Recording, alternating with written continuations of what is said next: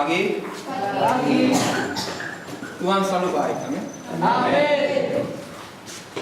Adalah ketetapan Tuhan bahwa hidup ini seperti Raja Wali. Tahu burung Raja Wali? Burung yang tidak takut dengan badai. Burung pipit ada badai, nyumput, lari dia. Tapi Raja Wali tidak. Dia membentangkan sayapnya, dan di atas badai dia diangkat oleh badai itu, terbang semakin tinggi. Wow, hidup ini luar biasa. Karena seperti Raja Wali, apapun masalah hidupmu, jangan takut. Masalah akan mengangkat engkau terbang tinggi seperti Raja Wali. Amin. Makanya bersukacitalah suatu engkau mendapat masalah. Halo. Amin. Jangan marah, jangan komplain, jangan dicengking. Kesalahan orang Kristen menengking masalah. Hadapi, jangan lari dari masalah, dan alami kemuliaan Tuhan. Karena melalui masalah, hidupmu akan mengalami mujizat. Amin. Tidak ada mujizat kalau nggak ada masalah. Pengen dapat masalah? Mau dapat mujizat? Amin. Betul. Siapkan hidupmu untuk mengalami masalah. Pastikan bahwa masalah itu baik. Karena Tuhan itu berdaulat. Karena Tuhan itu punya ketetapan bahwa hidup kita seperti Raja Wali terbang tinggi di atas badai. Jadi badai itu membuat kita terangkat. Badai itu membuat hidup ini penuh dengan kemenangan. Alkitab mengatakan hidupmu lebih daripada seorang pemenang. Bagaimana bisa menang kalau gak ada musuhnya? Pastikan bahwa musuh ini, masalah-masalah ini membuat kita menjadi lebih dari pemenang. Mau menang? Ini sebagai hidup ini harus tahu dengan pasti. Itulah kekristenan. Saya tahu dengan pasti bahwa saya ditetapkan untuk menjadi pemenang. Tuhan akan gagal dalam firman-Nya. Halo, engkau lebih dari pemenang? Dahsyat dan ajaib. Hidup harus penuh dengan kepastian. Di dalam kekristenan tidak ada insya Allah, nggak ada mudah-mudahan. Yang ada pasti. Halo. Amin. Makanya hidup ini luar biasa karena penuh kepastian. Tidak ada mudah-mudahan. Mudah-mudahan karena nggak kenal Tuhan. Kalau kau kenal Tuhan, Tuhanmu Tuhan yang pasti, bukan Tuhan yang mudah-mudahan. Kita harus mengerti hidup ini luar biasa karena kita punya Tuhan yang luar biasa. Pastikan hidup ini selalu luar biasa. Jadi kekristenan itu dimulai dengan apa? Kepastian. Buka firman Tuhan di Kisah Rasul 2 ayat 36. Kisah Rasul 2 ayat 36. Sudah? Tolong bacakan. Kisah Rasul 2 ayat 36. Ya, baca yang keras. Dengan firman Tuhan. Ya.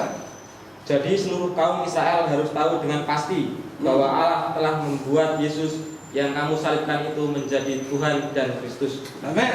Seluruh umat Israel bisa mulai umat perjanjian, umat Tuhan. Umat Tuhan harus tahu dengan pasti bahwa Yesus itu adalah Tuhan.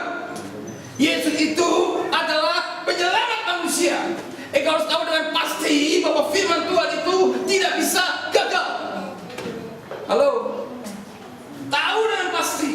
Itu awal dari kekristenan. Jadi seluruh umat Tuhan, seluruh umat Israel selalu harus tahu dengan pasti. Wow.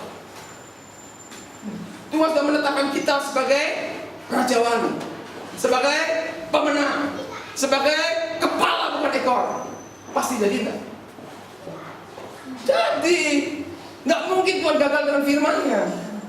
Permasalahannya banyak umat Tuhan tidak mengalami yang seperti Tuhan katakan karena engkau tidak percaya. Percaya, tahu dengan pasti bahwa hidup ini dahsyat dan ajaib. Engkau harus mengerti bahwa kita menyembah Tuhan yang hidup. Tuhan kita dahsyat dan ajaib. Allah kita Allah supranatural. Itu sebabnya umat Tuhan pasti mengalami hal-hal yang supranatural. Halo? Belum biasa soalnya ya. Makanya susah untuk amin. Kalau sudah terbiasa otomatis amin itu. Iya, memang itu terjadi dalam hidup saya. Halo? Amin. Kalau Tuhan kita supranatural, itu sebabnya kita hidup dalam alam supranatural. Masalah? Welcome. Jangan lari dari masalah.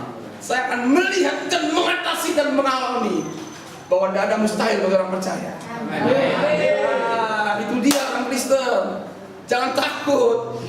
Masalah diam. Amin. Alami kebaikan Tuhan. Alami kemenangan.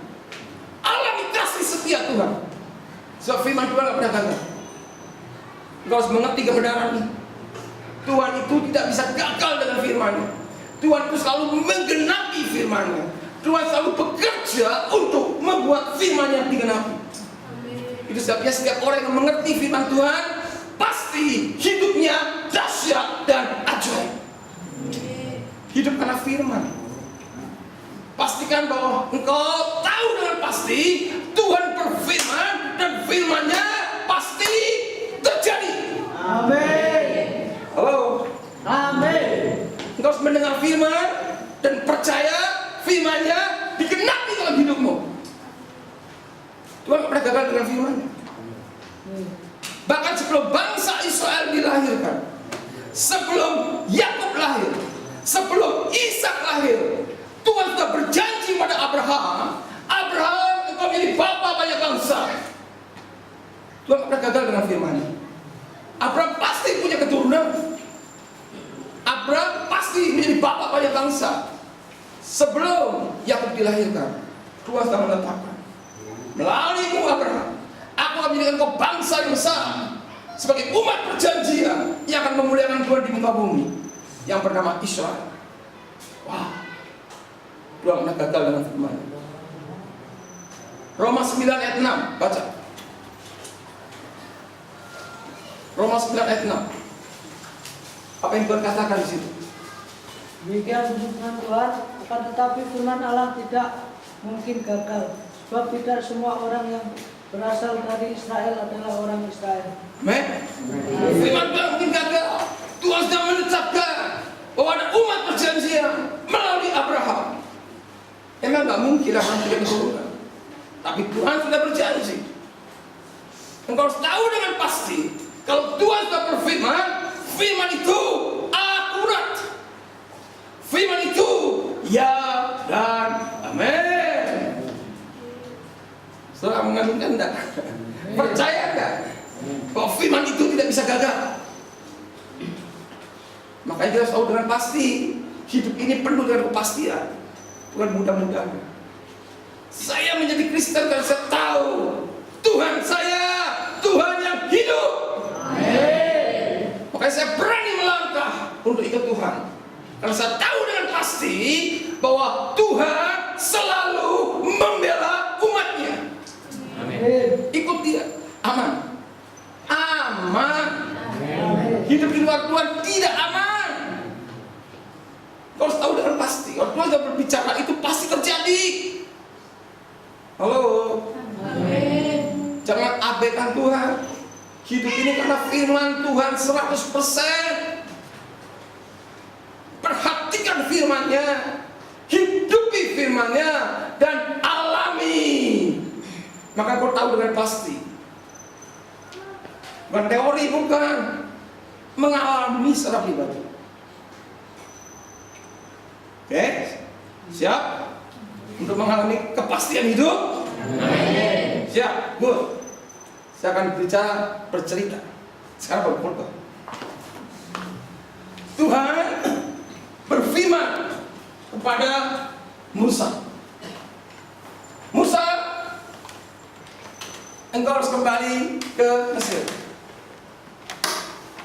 Karena aku mendengar cerita umatku berseru siang dan malam. Mereka hidup dalam penderitaan, diperbudak oleh orang Mesir. Hidupnya susah, sengsara. Dan aku punya perjanjian dengan Abraham bahwa janji harus dikenapi. Musa takut untuk kembali ke Mesir. Saudara tahu, Musa keluar dari Mesir ke Midian karena Firaun. Gara-gara dia membunuh orang Mesir, karena dia membela umat Tuhan, disiksa, dipecutin, kerja rodi, dipaksa. Dia tega melihat bangsanya sendiri, dan dia bela. Firaun tahu, dan dia lari ke Midian. Di padang gurun dia mengembalikan kambing domba mertuanya begitu. Dan Tuhan berfirman pada Musa melalui apa? Semak belukar. Betul? Ada api menyala-nyala. Tuhan berbicara pada Musa. Karena bagi Musa heran, kok ada semak belukar terbakar tapi nggak terbakar, ada api nggak terbakar. Itu membuat dia penasaran, ada apa sih? Dia datang ke semak belukar itu, dan Tuhan berfirman, Musa, tempat itu kudus, tanggalkan pasukmu. Terjadi dialog antara Musa dan Tuhan. Tuhan mengutus Musa untuk membebaskan umat Israel. Dan apa yang terjadi? Tuhan, aku gak bisa, takut. Tuhan memastikan bahwa beserta dengan Tuhan itu ajaib. Apa yang ditanganmu Musa? Angkat, lemparkan tombakmu, pul, jadi ular bu, jadi ular. Pegang ekornya, diambil lagi. Jadi tongkat. Tuhan membuat kepastian supaya Musa tahu dengan pasti bahwa Tuhan yang mengutus engkau untuk kepada Firaun dan membebaskan umat Tuhan. Belum yakin? Masukkan tangan Musa, tangan, keluarkan, ini semua, Ustaz, masukin lagi, hilang, sulapan juga. Gak bisa bercanda ya. Karena Tuhan mau Musa tahu dengan pasti bahwa engkau disertai Tuhan. Dan ada mustahil bagi Tuhan. Gak ada mustahil bagi Tuhan. Engkau tahu dengan pasti Tuhan dahsyat dan ajaib. Kalau Tuhan sudah berperkara, hidup ini memang luar biasa. Amin. Kita luar biasa. Amin. Bukan Tuhan kita. Tuhan kita dahsyat dan ajaib. Jangan takut. Engkau harus tahu dengan pasti. Kalau Tuhan sudah berperkara, mujizat itu pasti terjadi. Amin. Halo.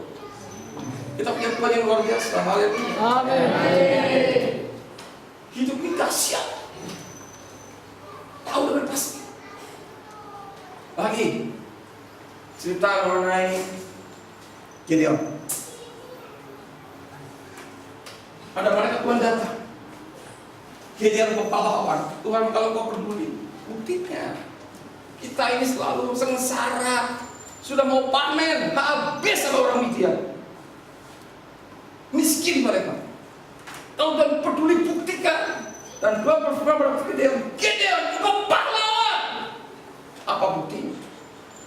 Gideon nyumput di belakang batu besar, di goa-goa, takut. Apa yang terjadi? Aku mengutus engkau menjadi pahlawan. Mana buktinya? Gideon meneguhkan oleh Tuhan. Tuhan, ini bulu domba, taruh di padang rumput. Kasih tanda Tuhan, kasih tanda. Tidak apa-apa, Tuhan juga peduli supaya kita tahu dengan pasti. Kasih tanda. Bulu domba ini keren ya Tuhan. Selingnya boleh basah, kena embun, tapi bulu kering. Terjadi demikian. Pas belum yakin, sekarang dibalik. Bulu domba yang basah, lingkungannya yang kering. Tuhan buat demikian. Kenapa? Karena kehendak Tuhan, Gideon tahu dengan pasti bahwa Tuhan yang menyertai dia untuk menjadi pahlawan. Kekristenan bukan yang tahu dengan pasti Mudah-mudahan. Apa yang terjadi? Belum pernah ada orang perang 300 orang melawan 2.000, menang 300. Kenapa Gideon berani dengan 300 orang? Sedangkan musuhnya 2.000. Nggak masalah. Karena Gideon tahu dengan pasti Tuhan itu dahsyat dan ajaib. Lagi cerita yang lain mengenai Daud. Saul itu lebih gede dari Daud, betul nggak? Daud imut, bisa merah-merahan, masih anak-anak, nggak cocok di pahlawan, nggak ada tampangnya. Kalau Saul memang gede, bangsa Israel gede-gede, mereka dilatih sebagai tentara, tapi nggak berani melawan Goliat. Tapi Daud berani melawan Goliat. Karena Saul dan orang Israel tidak tahu dengan pasti bahwa mereka pasti ditolong oleh Tuhan. Tidak ada keyakinannya. Daud penuh keyakinan. Karena dia tahu dengan pasti Tuhan pasti menolong Israel. Itu sebabnya Daud berperang tanpa alat perang. Wow, hebat juga. Gak pakai baju sirah perang, pakai baju biasa, gak pakai pedang, gak pakai tameng, gak pakai lembing, cukup dengan ketapel dan batu. Apa dia orang nekat? Enggak, karena dia tahu dengan pasti Tuhan pasti berperang bagi umatnya. Orang yang tahu dengan pasti itu beda, hidupnya lain, penuh keyakinan dan penuh kepastian, dan hidup lebih dari pemenang. Halo, amin. Itulah kekristenan. Mau jadi pemenang? Amin. Engkau tahu dengan pasti hidupmu ditolong oleh Tuhan. Tuhan itu menolong, Tuhan itu peduli. Itu sebabnya hidup dalam Tuhan itu aman. Jangan takut. Kalau kau tahu dengan pasti hidup ini aman, nggak perlu khawatir, nggak perlu takut, karena Tuhan itu dahsyat. Contoh lain. Sewaktu Yosef dan Maria sampai di Bethlehem, lahirlah Immanuel, Yesus lahir. Dan Tuhan berfirman pada Yosef melalui mimpi, pergi ke Mesir, mengungsi, pergi ke Mesir. Apa yang terjadi? Yosef taat sama Tuhan. Langsung habis mimpi, ayo Maria kita cepat pergi ke Mesir, ambil Yesus. Oh ya, pergi ke Mesir. Kalau kita mendengar soal Tuhan, hidup ini aman. Lalu apa yang terjadi? Suatu mereka pergi ke Mesir, tidak lama kemudian ada masalah besar. Herodes memutuskan anak di bawah umur 2 tahun seluruh Bethlehem dibunuh. Wow. Yusuf dan Maria aman. Karena kalau Tuhan berfirman, firman itu pasti terjadi. Ada banyak hal kita nggak mengerti apa yang akan terjadi. Engkau harus tahu dengan pasti kalau Tuhan berfirman, firman-Nya tidak bisa gagal. Ada sesuatu yang terjadi. Saya menikmati hidup dengan firman, termasuk hari ini. Saya berkhotbah karena firman berbicara. Saya menikmati sekali untuk mendengar suara Tuhan dan mengatakan, karena saya punya keyakinan firman Tuhan tidak bisa gagal. Mujizat nyata bagi orang percaya. Saya sudah sering KKR melihat orang buta melihat, orang lumpuh berjalan, karena Tuhan berfirman kepada saya. Kalau satu saya berbicara terjadi begitu, tidak ada mustahil. Makanya hidup saya itu bergantung oleh firman Tuhan 100%. Itulah kekristenan. Nikmati bahwa Tuhan itu nyata, karena Tuhan akan datang dengan firman. Enggak semua orang bisa mengalami ini, enggak. Saya tahu. Baca firman yang sulit, apalagi dengan firman. Halo? Jujur, ayo jujur. Setiap dibaca Alkitab enggak? Saudara nggak ngerti soalnya. Kalau ngerti serius.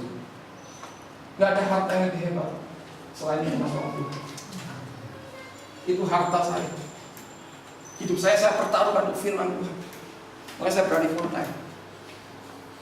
Saya berani meninggalkan segala sesuatu karena firman. Karena saya mengalami hidup bersama dengan Tuhan. Waktu saya sedang kuliah, lulus kuliah, itu karena firman Tuhan semua. Saya tahu persis. Setelah saya lahir baru, menjadi pengikut Kristus, Tuhan itu setiap hari berbicara. Itu yang luar biasa. Sejak saya lahir baru, Tuhan bangunkan saya jam 3 pagi suruh berdoa. Saya nggak mau bangun, Tuhan berbicara audible. Bangun, berdoa. Saya nggak tahu mau doa apa Tuhan. Dia suatu aja bahasa roh. Nangis terus terjadi, nangis setiap hari. Nggak ngerti apa yang mau dikerjain, kok nangis saja. Tuhan bicara jelaskan, tulis surat orang tuamu, tulis surat. Karena itu saya lahir baru 8 Desember tahun 85. Pertama kali saya berjumpa dengan Tuhan, menerima Yesus sebagai Tuhan. Sejak itu Tuhan terus berbicara, berfirman terus, nggak pernah berhenti suaranya. Dan saya menjaga itu. Dan sampai hilang suara itu. Kalau itu hilang binasa. Hidup ini karena apa kata Tuhan? Bukan karena kita hebat. Itu pertama kali saya memberitakan Injil ke orang tua. Pertama kali saya belajar menginjil. Karena saya sudah lahir baru, saya bersaksi tulis surat. Karena saya Desember nggak pulang. Saya masih mahasiswa. Tuhan jelaskan terus, setiap ambil pulpen, ambil kertas, nangis. Nggak tahu. Tapi di situ kesaksian keluar semua. Mendorong orang tua untuk terima Tuhan. Pastikan hidupmu selamat. Saya nggak ngerti apa yang terjadi. Kalau saya postkan, mama saya baca, dan mama saya melihat. Ada yang mengizinkan dia, tapi dia nonton sinetron di TV Natal dan mulai menangis. Belum pernah itu terjadi. Menangis. Dia terima Tuhan secara pribadi.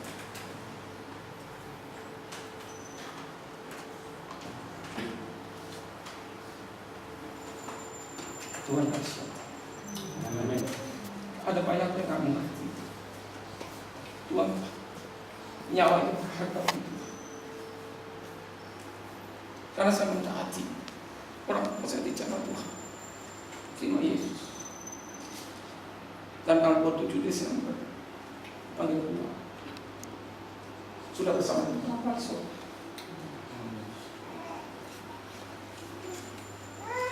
Penting sekali menerima sholat Tuhan. Hidupilah lakukan. Ada hal-hal besar yang Tuhan lakukan.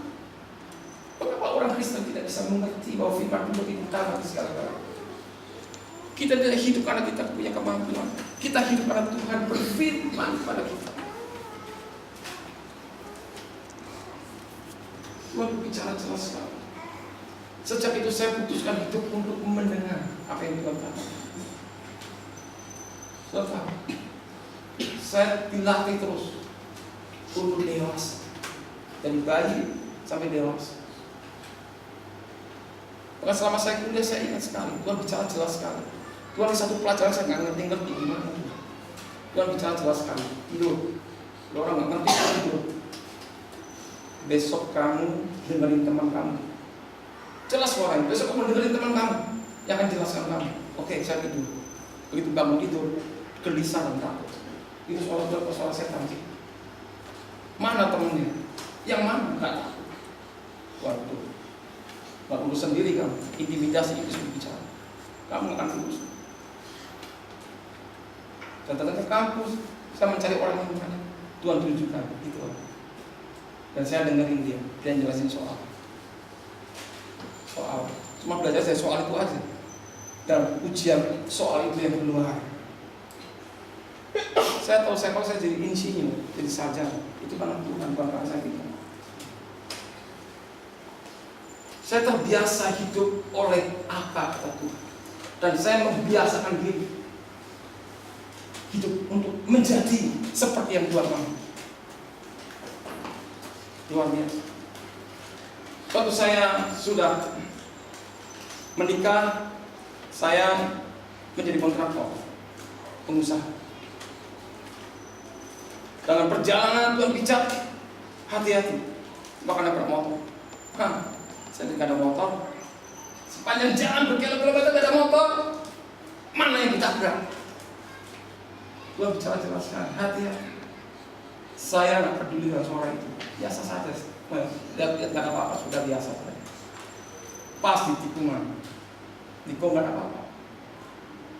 Mau nyebrang, karena itu saya dari arah Volvo Kalibata menuju ke Pasar Minggu, masuk Pejaten Mas. Pejaten Mas saya harus nerobos ya jalan. Saya lihat cuma berhenti, semua mobil berhenti semua. Oke, baik. Saya jalan aja. Tahu yang motor nabrak. Di situ saya mengerti, jangan abaikan suara Tuhan. Tuhan pasti membuat itu terjadi. Tuhan katakan firman. Sejak itu saya menjadi takut akan Tuhan. Suara Tuhan berarti bagi saya. Suatu saya naik motor pergi dari Kuningan kembali ke rumah. Waktu itu rumah saya ada di Citra Garden 3. Saya ada di samping tol. Hujan lebat, badai. Tuhan berfirman, berhenti. Wah, kan sudah terbiasa untuk mentaati Tuhan. Saya berhenti satu juga. Saya rem mendadak. Cukup 2-3 detik masalah. 1, 2, 3 depan saya pohon roh. Kalau saya gagal mendengar, mati. Mendengar itu penting, saudara. Belajar mendengar apa yang Tuhan katakan. Bukan karena apa hebat, Tuhan kita hebat. Dan Tuhan selalu berfirman kepada kita. Karena kita telah mengatakan umatku mendengar suara. Kalau domba itu pasti mendengar. Domba-dombaku mendengar suara. Pasti kan bagi hidup ini mendengar suara Tuhan. Dan kau harus tahu dengan pasti, kalau Tuhan sudah berfirman, firman itu pasti terjadi. Halo? Amin. Mau mendengar suara Tuhan? Amin. Jika Tuhan berfirman kepada kita saat ini, ada firman profetik, suara dari surga.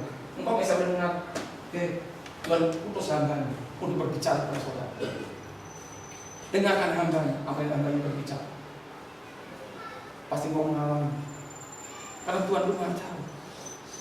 Gak bisa kita bohong sama Tuhan. Tuhan itu maha tahu. Jangan takut, jangan khawatir. Mari kita. Yes, kamu. Ya, maju sini.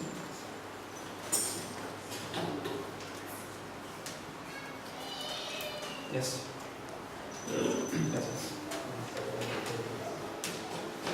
Kuatkan bukan hati. Apa yang Tuhan katakan? Aku berkenan pada iman.